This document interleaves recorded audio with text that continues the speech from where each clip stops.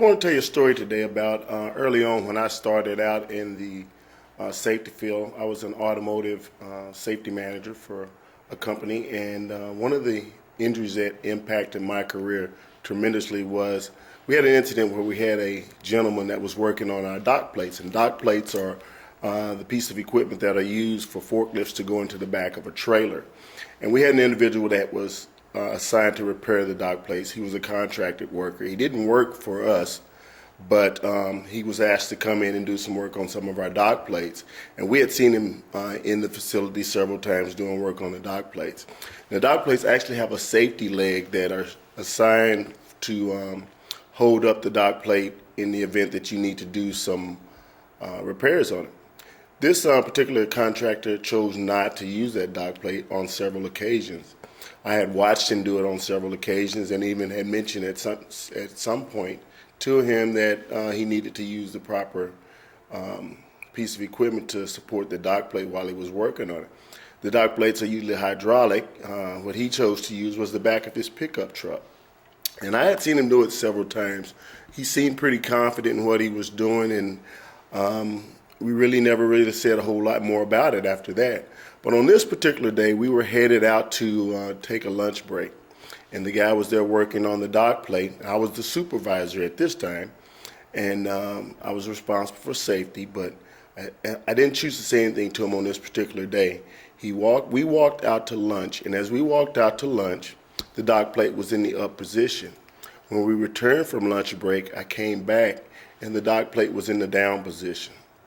And as we started looking around. I had an employee that asked me, and he said, "Hey Jack, can I get you to get the contractor to move the truck because we need that dock door?"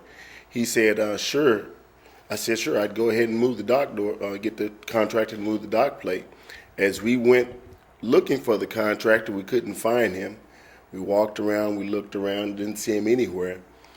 I had an employee walk out the door and walk on the outside, and as I saw the employee's face, I saw the impressions on that employee's face, and it told the whole story for me. I was actually standing on top of the employee that was working on the dock plate. What had happened was he had vibrations from tractor trailers going through the parking lot caused that dock plate to fall down on top of him. And as I look back at that accident, I look at how SafeStart probably could have prevented that accident. I looked at the state that he was in. He really wasn't rushing, he wasn't fatigued, and he wasn't frustrated.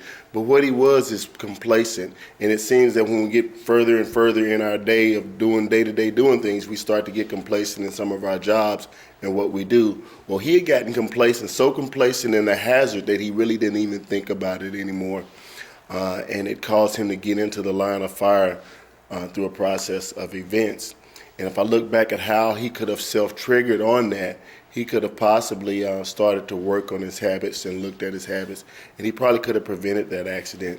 And one thing about that story I want to make sure I point out to you is that the employee lived through all this, but he's paralyzed today from the neck down. He'll never be able to touch his family again or utilize his limbs anymore.